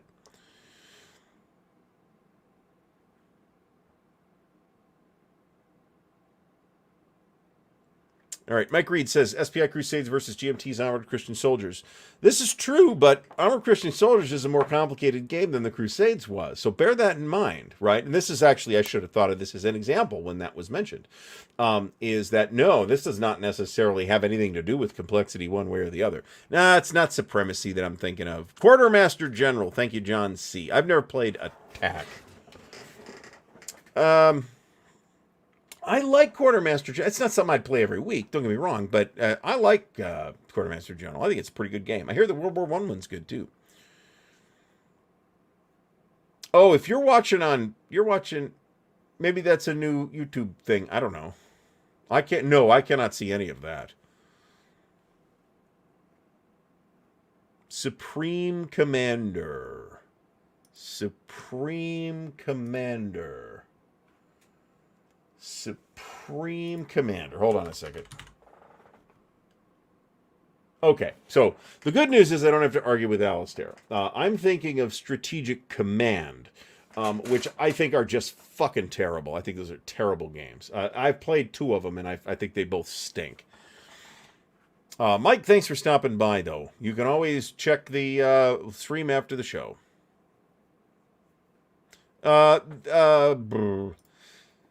Yeah, the Facebook has been doing this for a while, but nobody watches the show on Facebook. I mean, sometimes there'll be one person and that's it, and more often there will be 0 people. Usually there are 1 or 2 on Twitch, which is the only reason I stream to Twitch, because sometimes I can't moderate, and neither can the moderators moderate in YouTube if the comment came from Twitch. So if I get spammers or something, I gotta open Twitch, go in, fuck with finding where you can ban those people, and it's actually a hassle. You might be able to turn it off, but I don't know. Ugh, that sounds even worse. I wouldn't touch this with a 10-foot pole. I think the Strategic Command games are incredibly superficial. I think they are worse simulations than SCS World War II would be by a lot. And the computer cheats. I'm not a fan at all. It's the difficulty is just magical units will appear out of nowhere outside of your fog of war radius. That's difficulty in Strategic Command, at least the ones I've played. Maybe they fixed it, I don't know, but I'm not giving them more money to figure it out. And then Slytherin / Matrix / whoever that is does tons of good stuff. I just don't like those. So that's fine. Some people like the Twitch that's what somebody told me. They just prefer the interface for Twitch, and that's fine. I mean, that sort of makes sense. I'm much more used to YouTube, but that sort of makes sense. So we had a great question that I should have starred. How do we define simplicity? I can't find the comment. So, all right, we will do. We're not really late. They're not standing there tapping their watch. But let's go to Noble Knight for a moment. I'll catch up on the chat. So take it away, Here Noble. at Noble Knight Games, we've been carefully growing the world's largest selection of board games, role-playing games and dice, war games, miniatures and paints, card games, and more. Going on 25 years now. Our rustic castle contains more game and hobby goodness than you can shake a stick at. Complete with careful packaging and the finest customer service the land can provide. You can buy, sell, trade from anywhere in the world, just like nature intended. Noble Knight Games. All right, big thanks to Noble Knight, and Byron Salahor has figured out how to turn the annoying little heart stream off. So if you want to do that, do this. Go to the 3 dots and select reactions to off. There you go. And of course, there is once again, big thanks to Noble Knight. There's an affiliate link in the video description. That's a great way to help support the channel. I will get a little, if you buy something through that affiliate link, it's not complicated. You click on the affiliate link, it will take you to the Noble Knight website and just buy stuff. That's it. If you do, I will get a little bit of a kickback in the form of store credit. And we are currently working towards completing, where is the campaign thing? The 5 SPI soapboxes that I still claim that I need. There's only 3 left. Highway to the Reich, Wacht am Rhein, and NATO Division Commander. I think I'm going to let the credit pile up for Highway to the Reich or Wacht am Rhein, because NATO Division Commander is, of the 3, is by far the easiest one to get. So, And that might have something to do with the whole double blind thing, and nobody really wants that anymore. I don't know. Well, it is fine. I'll agree with Vince Ree. It is fine for what it is if you are the kind of player who wants what it is. I am not that kind of player. So, and in fairness, I've played a fair amount of strategic level World War II games, so I'm kind of spoiled. No. So what is simplicity? What do we mean by low complexity war games? Because I've already said that we can't necessarily tie that to a brief rule book. I mean, maybe we can eyeball the rule book and maybe have some idea, but sometimes we're going to eyeball the rule book and we're going to be completely wrong. So just bear that in mind. Oh, you villain, John C. It's okay. Don't worry about it. In any case. Yep, this will happen if it hasn't happened already. Nope, Mo's here already. Mo is here. Thanks for stopping by. So, yeah, and you know what? This is another one of those things. Sometimes the definition... I forgot to put the ticker up. Crap. Sometimes definitions are hard, right? I mean, I'm not even going to pick the most obvious example of this. What was I thinking? Grimdark. That is a thing that gets applied to certain things, games or books or whatever. What does that mean? I mean, is it the kind? And I'm not actually asking the audience for a definition of that. The point is to say that sometimes there are definitions that we can really only nail down by example. Instead, I need to clip some more counters. We got 40 more minutes or so. And yet, here I have an entire sheet of Americans. I guess we'll get started on the American aircraft. Fine. And I felt, for me, that Grimdark was one of those things. Because I'm like, well, is it like 40K? Where it's sort of got this vague... It says it's satirical, but is it really? Nobody really knows. I don't know. So, that's one example, but... You know, is it another one of those things that we really have a hard time finding a self-consistent definition for? We are, after all, talking about, I think we will do the American ground units, actually. We are talking about a diverse space in the sense that there's a lot of history of this hobby. There are a lot of games that have been produced over the years by a lot of different designers and publishers, and many of them are radically different than others. There is certainly sort of a main thread that goes through wargaming, but at the same time, I can come up with dozens of examples without thinking about it at all of games that defy those main threads, the kinds of things that we see all the time with the hexes and the counters and the CRTs and all that stuff, and the line of sights and the zones of controls, right? These are all super common elements. Maybe we can say that these are elements that are characteristic of games, and maybe we can identify some things that are characteristic of simple games or complicated games, but, you know, a 200-page rulebook is one of the things that's characteristic of a complicated game. I'm not going to try to tell you that that game's not complicated.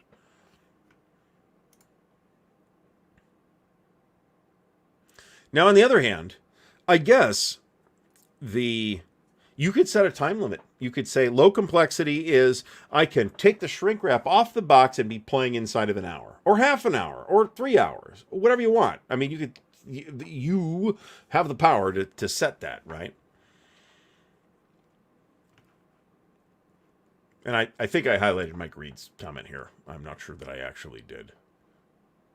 I guess. The term itself may predate that. I have not looked into that, and I'm probably not going to, so I'm not worried about it at all. Simple mechanics. I guess, one of the ways one could, I don't think this is a really good definition, but it is at least a pointer, is a low complexity game is a game that you can understand all of the rules for in a relatively short amount of time.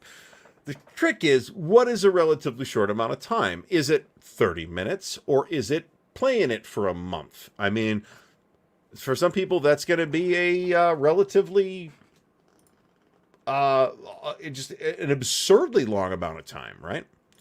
Hey, welcome to the show. Loan from Chiba. Thanks for stopping by. Mark Herman's Pericles seems to have been viewed as complex, but he thought it was quite straightforward. Perhaps he comes from a non-wargame background. This is possible. It's definitely not got a whole lot. I don't want to say this, but it doesn't have, at least without digging into it a little more deeply than I did, it's a little unusual mechanically and structurally. I bounced off of Pericles. I still have it. I would still like to play it at some point, but I did bounce off of it. And I found Churchill, which it's nominally sort of in the same series as. I found Churchill incredibly straightforward. I don't know that it's really simple or super duper low complexity, but I'd say on that GMT 1 through 9 scale, I would call it maybe a 5 at the most. I'd probably be more inclined to say 4. But again, that number is going to depend on who you're asking, too. Oh, I don't know that I think this is John Nolan. I think this is more. This is not bullshit, but it's a little more reductive than I think is useful. Let me put it that way. There are plenty of GMT games that are relatively highly complexity. And in fact, one of the games that we've talked about today as an example of a quite high complexity game, A World at War, is a GMT game. I don't think MMP has anything that's that complicated. Now, I mean, that comes with caveats, right? As we talked about on the interview with Bruce this last time. It's not as complicated as people think it is, and you don't need to know every single rule to play it and all that stuff. That's all true. But GMT didn't have anything close to that. Now, if you're talking about... MMP is a weird company in a lot of ways. And it's really kind of like a central group that's Brian and Perry and whoever else is involved. And they kind of have a lot of the ASL development in hand, even if really none of it happens in-house. As opposed to like and then that group deals with a number of other teams that aren't really don't seem to me anyway to be particularly tightly tied into MMP as a company. It's just that MMP is the company that stuff gets published through. So that's like the gamers who were, remember their own company for a long time, and even under MMP have retained their own identity to a great extent. I'm wondering now with Dean's passing to what extent that will continue to be the case, but I don't know that we'll be able to evaluate that for at least several more years either. So,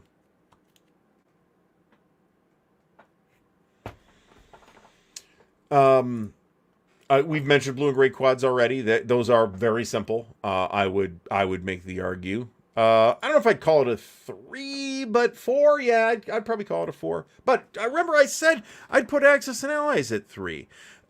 Is it more complicated than Axis and Allies? I'm not positive that it is. Certainly there's more rulebook pages.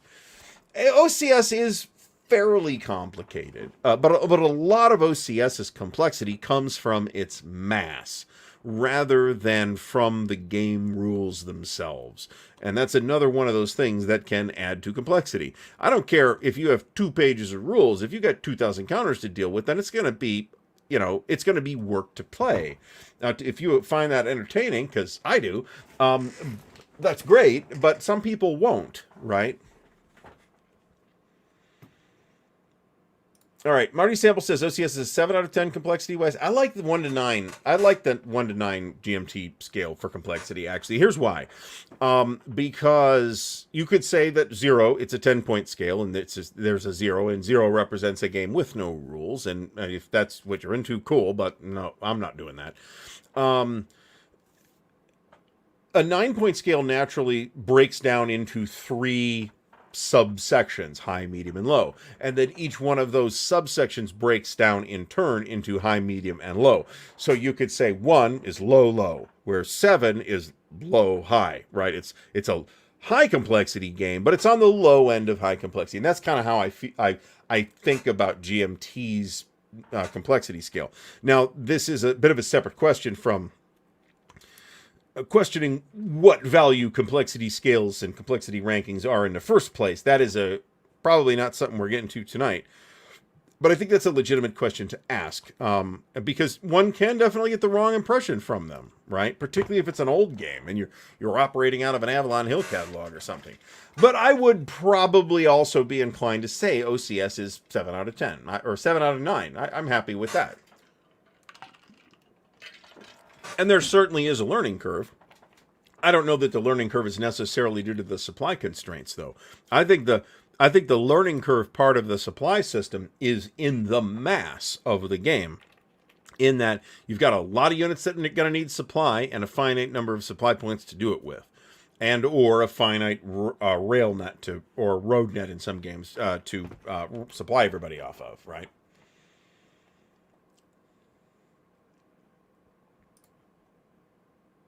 I thoroughly disagree with what Mike Reed is saying here. ASL is. Well, ASL might be.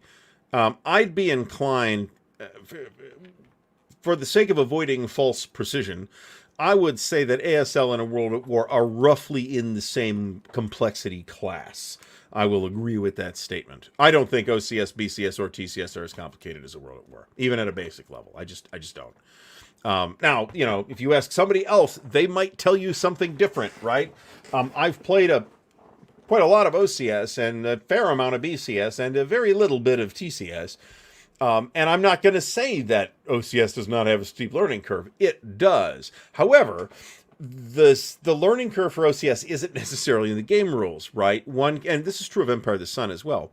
You can know all the rules and suck at it. And you can totally do that with OCS too, because it's a dynamical model, right? You not only have to understand the rules, you need to understand all of the moving pieces in the rules too. And some of those moving pieces are literally the moving pieces on the map. So if there's a lot to deal with, then that by itself adds complexity. Brant, thanks for stopping by. We'll talk soon. Commands and Colors is, in my opinion, fairly low complexity, and nobody really seems to want to argue with me when I say that. They're not the simplest games. Probably the simplest game I could think of that was put out by a wargaming publisher offhand is probably Battle Line. But nobody would consider Battle Line a war game or a military simulation or a historical game of any kind. It's an abstract card game that happens to be published by a wargame publisher. And Brant's going to talk about the Fall Assembly, 11 to 13 October in Cary, North Carolina. So, and he has helpfully included instructions because Google doesn't exist and you can't look the store up anymore. This is at the Gamers Armory this year again, I believe. So, and last year's event looked like it was a ton of fun. So there's that. So this is another factor too. A poorly written rulebook can, and this is something we've talked about. A poorly written rulebook can absolutely multiply, or at least appear to multiply, the complexity of a game. A really well-written rulebook can make it easy to learn the game, even if the game is a little more complex. And should we even talk about games in the context of their complexity if what we mean isn't how hard is it to learn, right? Because otherwise it's just a number that we're attaching to it for the sake of, well, I've given this an 8 on the complexity. I mean, okay, but who cares, right? I mean, what does that mean for how hard the game is to learn? And that's going to vary by situation. It's going to vary by person. Everybody's got a different way to learn things, right? There's a lot of American aircraft in this, by the way, if you hadn't guessed that. We will not be finishing that out. Did Matt Van Wielden, is this what GMT rated it? Well, here's another thing, though, right? I mean, sometimes a given set of mechanics just doesn't click for you. I feel like that was the case for me with Pericles. It just wasn't clicking. I'm not under the illusion that I think Pericles is an exceptionally complicated game. I think it's roughly as complicated as Churchill was. But that I still couldn't figure it out. Now, I didn't have like partners to try and figure it out with either, and that would have helped, much less somebody that actually knew how to play the thing. Stacking limit. So we've kind of dashed this. That seems low to me. I feel like I have not played Bandits and Tomahawks. It's supposed to be really good. So I am saying this from the standpoint of somebody who has seen it played a couple of times. It doesn't seem like a 3 out of 9 to me. 4, maybe. Maybe. So I'm not 100% sure who has the rights to this right now. I've heard some people tell me it's MMP, but I'm not sure if that's the case. I've never played Upfront, believe it or not. That will change at some point. A buddy of mine locally here is a big fan of Upfront, so we will end up playing it at some point. Oh, I don't know. So I learned to play Commands and Colors with Commands and Colors Ancients with somebody who was familiar with Commands and Colors Ancients. And while I'm not sure I won the game, I'm pretty sure I lost it, and wasn't like a master strategist at it. I felt like I was pretty comfortable inside of 30 minutes. Now, that's a different situation than John Nolan is necessarily describing here, right? Because if you got to figure it out yourself from the rulebook, that is going to take longer than finding somebody who already knows it. But I don't mean I've got the basics down. That happened in 5 minutes. I mean, I felt comfortable with the rules within 30 minutes, which means kind of half to 3/4 of the way through that first game. What the hell are these things anyway? We're calling them. If it's got a unit symbol on it, I'm calling it a unit, at least for the moment. Somebody did a Kickstarter for Upfront, actually. This might, well, Wizards of the Coast won't have the rights. Hasbro might. That makes sense. But somebody did a Kickstarter for this, and it went through and funded, and they never delivered. It's kind of an infamous Kickstarter. So, a lot of, I don't know about, I have not looked at this particular game from Legion, let me put it that way. In general, however, I would say that both Legion Wargames and Revolution games and Worthington, maybe I don't want to include Worthington there. I'll talk about Worthington in a minute. Worthington does some really good, relatively low complexity things. But I think their stuff is generally a little more low complexity than stuff from Legion or Revolution. I don't have, what do I have from Revolution games? I've got maybe 10 things from Revolution games, maybe 15, something like that. And all of that stuff is low end of medium complexity, in my opinion. Yeah, that was Valley Games? I didn't know that was Valley Games. Yeah, there's a lot of people still sore about this, and they're justified in being sore about this. They fleeced a lot of people and just did nothing with. I don't know what they did. I mean, I don't know if they were out to steal from anybody, but that's kind of how it looked from everybody's chair, right? Okay, that explains why I'm not thinking. A lot of people like learning from videos. Some people hate learning from videos. And that's fine. Not everybody is gonna work with. I mean, we all went to school. We know that sometimes there are. I guarantee that you went to school with somebody, whoever you are, went to school with somebody who in school performed poorly, because the way they learn was not the way that the school taught it, and yet they were not a dummy. And as an adult, they have managed to be a functioning and contributing member of society with an inner life and all that stuff that dummies don't often have. So, you know, different people learn differently. Some people learn by doing. I'm a learn by doing kind of guy personally. Perry Spropolis. Yeah, I this is kind of my approach too. I'm fine with fucking stuff up as long as I find out that I messed it up and I can fix it and play it correctly the next time, right? This is also true of Houndspiel and the Historical Game Company, and the Blue Panthers got a couple of their own games now, as do War Diary. So this is kind of all, he's got a lot of these are in the same ballpark. And most are all done through Blue Panther nowadays. So we're a lot more aware of this kind of thing than we were when I was growing up, right? I had difficulties in school too, particularly in grade school. I started to do better in high school, where you have some ability to take what you want, some ability. That doesn't mean I did good at everything. I did not. So, well, this is probably, so John Nolan says, unfortunately, some rules videos have errors, and this is absolutely true. And if one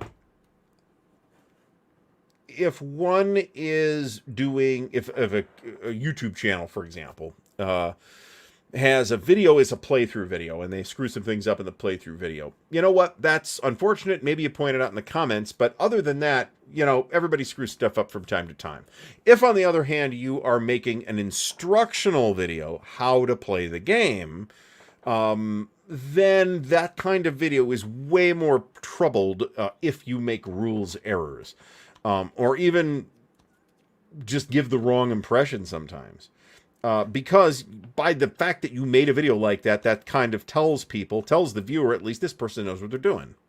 And you want to be accurate, right? So there's the Goober Games. I'm not sure what the reference here is. Mike Reed says, cards can make things easier by putting the exceptions on them if done right. This is absolutely true. This was a foundational aspect to Magic the Gathering, for example.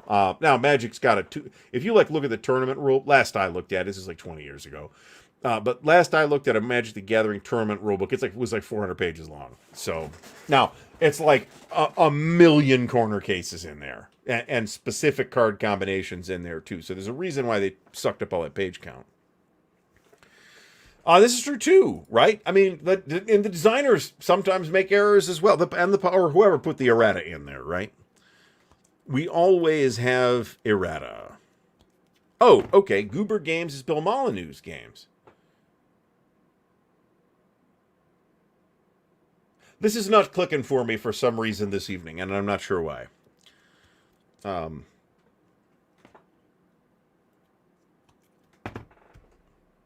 Pocket String learns best playing along with playthrough videos, lots of play and pause, consulting the rules. This is a perfectly valid approach. I want to kind of try and reorient us back to the topic of low complexity war games. Can we think of a game that... And I think I can. Can we think of a game that has a really good, or at least neat, model despite being relatively low complexity? And I think the answer is yes, and the example I'll point to is one that's been mentioned multiple times tonight, Atlantic Chase. Now, Atlantic Chase is not, however, is a broad simulation of the War for the Atlantic. It models a specific time period in a specific type of situation. But like before the British and Americans had the convoys and the escort system all down, and if you try to extend that system without any modifications to like the Pacific, I think you're going to have a lot of trouble, right?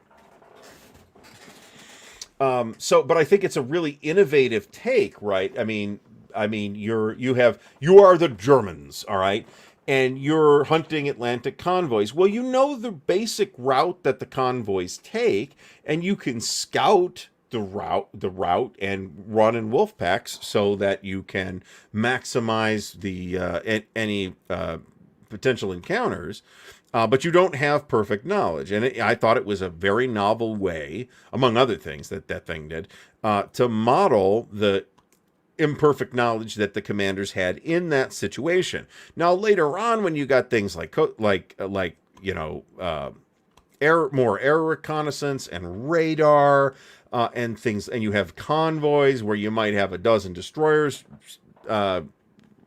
with radar and sonar guarding that convoy, then at that point you've got quite a bit more information to work with. But the period that Atlantic Chase represents is a specific period. I have not played... So The Deadly Woods is from Revolution Games. It's Ted Racer's game on the Battle of the Bulge. I'd actually kind of like to... I've seen it. It's a very attractive game.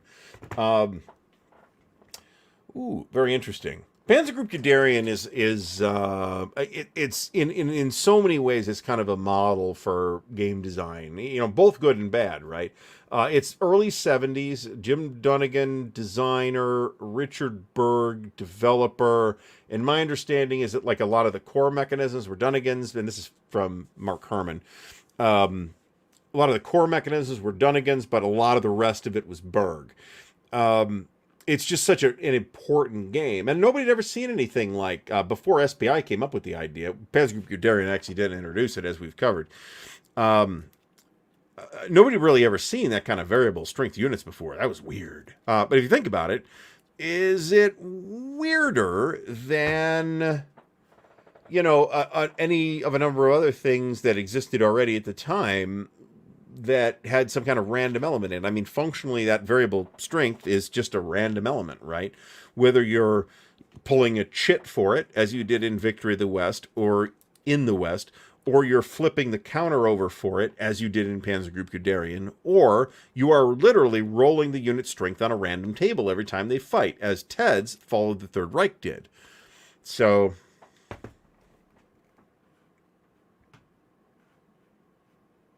all right. John Nolan, I presume you are talking about the Worthington Taro. I've heard things. It looks like not my bag, to be honest. I'm interested in the topic, but the kind of game that it is makes it look like it's not my bag. But I've heard enough good things about it to make me kind of want to check it out anyway. Fortunately, Worthington has a number of those games using that basic mechanism, either available or in the pipeline somewhere. This can totally happen, too. You could totally overthink things. I am fucking infamous at overthinking things. You have no idea how much I over-engineer the most trivial stuff some of the time. It's preposterous. All right. Now, I haven't looked at... Stephen Rochelle, thanks for stopping by. I have not really looked at Literal Commander. Littoral? Is it littoral or literal? I've usually been saying littoral, but I guess I don't know that I'm right. And I haven't looked it up. So this is Sebastian Bay's game from the Dietz Foundation. It went over very well. I think it's sold out. And there's a new printing either out or about to be out.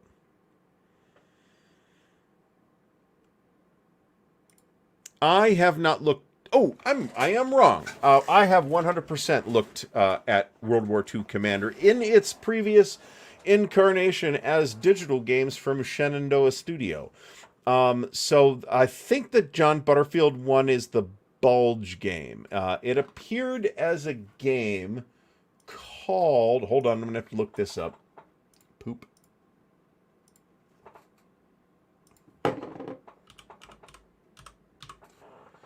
It appeared as a game, again, from Shenandoah... Why can I not make any of this friggin' nonsense work? Called... Battle of the Bulge. Okay. This is... I'll even throw a link. Hold on. Can I figure out how to get a link off of this thing? I'm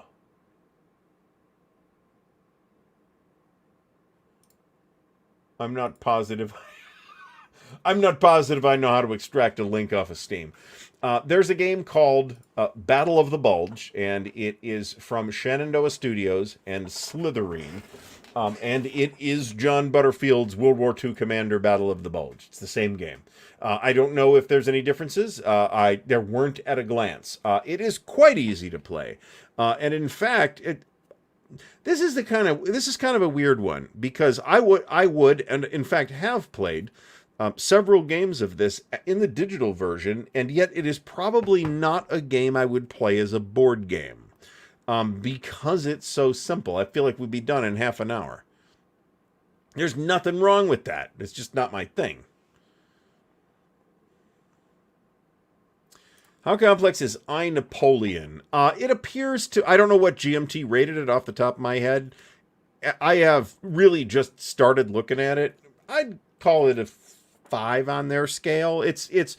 It's broadly similar, and we asked Ted this question, if Mr. President was anything like an influence, and he said absolutely not. But it's broadly similar to Mr. President in a way, because it's kind of a solitaire game where you are playing this statesman type figure, okay? And if that's the case, then should I start a new tray? I think I should start a new tray.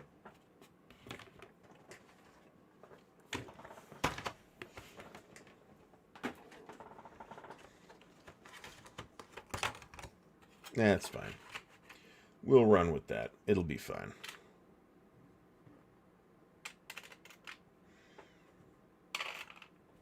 I'm not trying. I over-engineer storage solutions too, if in case you hadn't noticed. So in this case, we're not doing that. I'm just putting American markers, land units, naval units. And air units. That's it. Yeah, I mean that's my thought. I'd kind of like to check it out because the mechanic seems interesting. But I will almost never buy a game at full price anyway, just to check out a mechanic. The game's got to have, if I'm just like checking the game out, the game better have a bunch of stuff in it that I'm interested in. Now, if I, for $10, that's a different story, but this game does not cost $10, so. Littoral. Okay. All right. I mean, that's how I've been saying it. I'm just not sure I'm right. I mean, I'm from Ohio. What do we know? I am ashamed. I'm ashamed. Is Knock Paris complex? Man, I haven't even, I mean, I've looked at it in terms of I've taken it out of the box and gawped at how gorgeous it is. That's it. I really haven't looked at the rules at all yet. I haven't had time. Napoleon is on a table, and at the other end of the table is Glory and Empire, and we're working on that. And incidentally, this week's unboxing video, we've only got 12 minutes left, by the way. This week's unboxing video will be the latest World at War magazine. I didn't get to this. So, Decision Games. Our guest on the Chit Show tomorrow will be Doc Cummins from Decision Games. And this week's unboxing video will be the latest issue of World at War magazine containing Campaigns in Europe, Case Blue, from Decision Games. This was not intentional. We didn't do this on purpose. I'm a huge Market Garden fan, and I don't have a digital version of that for Market Garden. I'd still probably rather do that. I don't know. I mean, I might sit down and play this. I would not particularly hesitate to sit down and play these games with somebody. It's just, am I going to buy them? I don't know. I've got expensive games to buy. ID Jester says I Napoleon is rated a 3 out of 10, 3 out of 9. I gotta say, I think that sounds low. I think it sounds more like a 4. From what I'm seeing in the game so far, it feels more like a 4 or a 5. However, once I have played the game, I might revise that opinion one way or the other. Might be up, might be down. It could easily be down. I'm not saying it was inappropriate. I'm just saying it made me groan inside and die a little bit. So, John Nolan, thanks so much for stopping by this evening. I'm not going to slap anybody's wrist with a ruler over it. But it was tacky. I'm just saying. Anyway, Bisnunya, is there a difference between low complexity and elegant design? Yes. However, I think we are not going to get to the bottom of that in 11 minutes. I think this is true, and I do think there are again, Atlantic Chase has a very elegant design, but remember, it's designed to do something quite specific. And it is good at doing the specific thing that it was designed for. If you want to run the entire Battle of the Atlantic from 1939 to 1945, then Atlantic Chase is not your game. It doesn't do that. It does something specific. And I think it is an elegant design in a number of respects, both in terms of the mechanic and in terms of its present. It's got really remarkable game-changing presentation, in my opinion. It is also fairly low complexity. Again, I'd probably put it at about a 4 on GMT scale. I have no idea what they rated it. But that's not necessarily obvious when you open the box, you took the shrink wrap off, and now you're looking at like 17 booklets that you're going to have to go through. It's not all that, but you can become discouraged by looking at the volume of paper. Grunyard Rich, thanks for stopping by. Kyle Harris says, Knock Paris is complex on the supply side and fiddly in terms of counters. We will find out. Yeah, Jester, thanks for having me. For those who don't know, Jester over on his channel has the War Room. Well, he's one of the three rotating. I'm not sure how you guys do it, to be honest. He is one of the three co-hosts of the War Room, which is a show that is on Saturdays, 4 to 6 p.m. Jester asked me to be on last Saturday's show, and we had a lot of fun. I was on there with Dan, of all people, because I don't see enough Dan. You know, I wake up in the morning sometimes. You know, I really would like to get more Dan in my life. Sometimes I wake up thinking that. So this is another, Strigler gets at something significant here. Familiar concepts, right?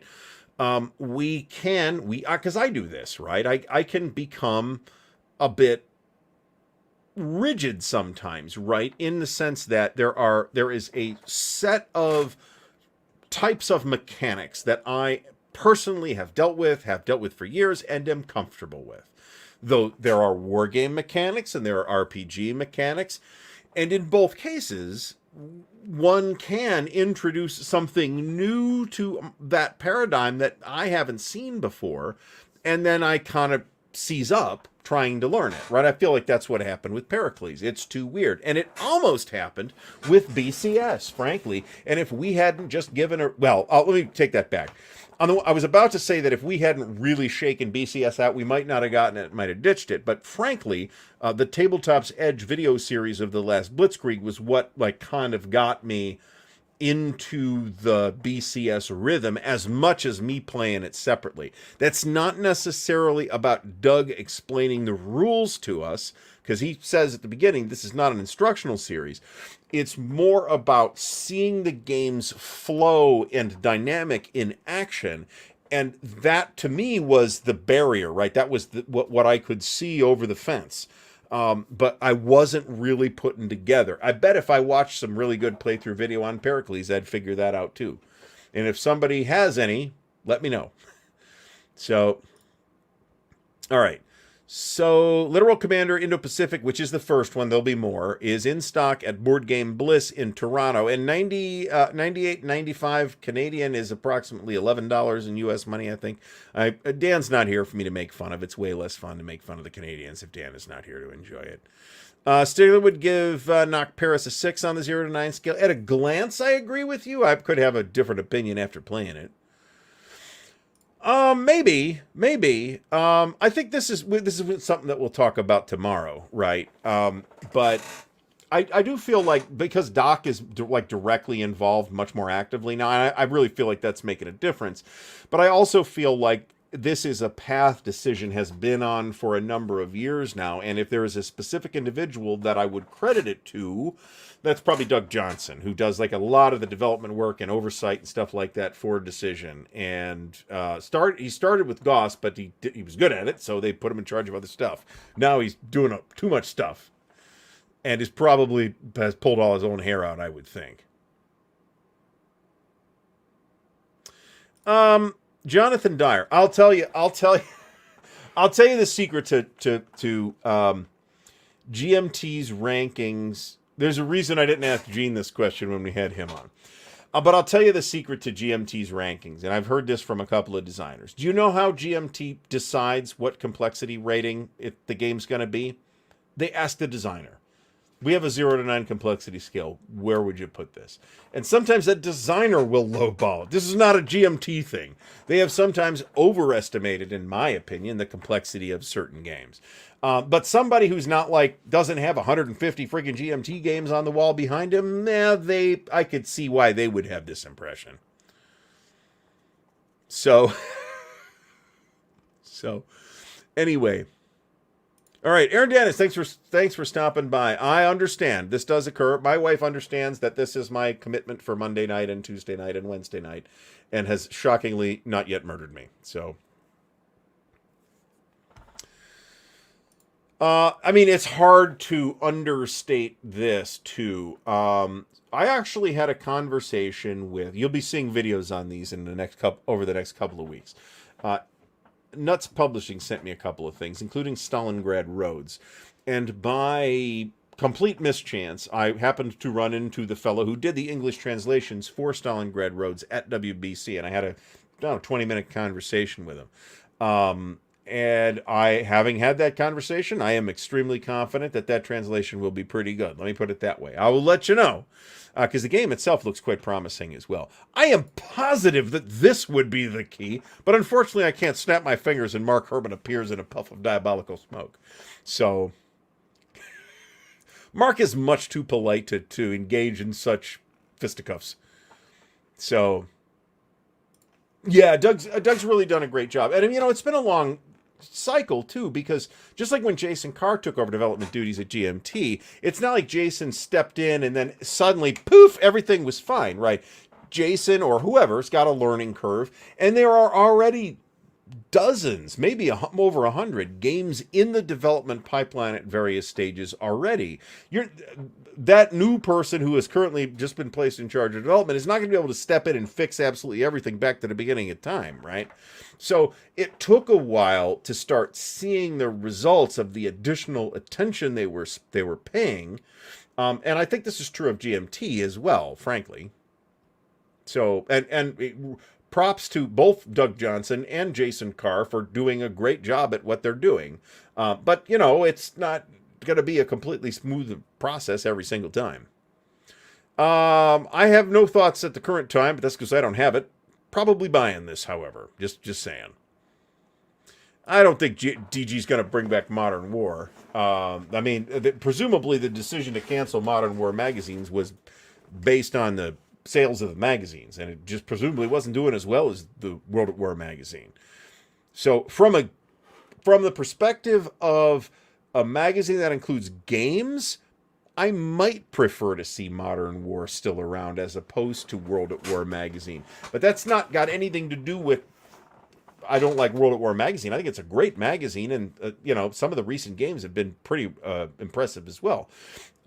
It's got to do with the fact that we've got a ton of World War II content already. It's easy to find books on World War II. It's way harder to find written materials, for the casual person anyway, written materials on near-future hypothetical conflicts, the kind of stuff that Modern War magazine was well poised to do, or good, games on the Iraq War, all the topics that are historical topics that Modern War magazine did.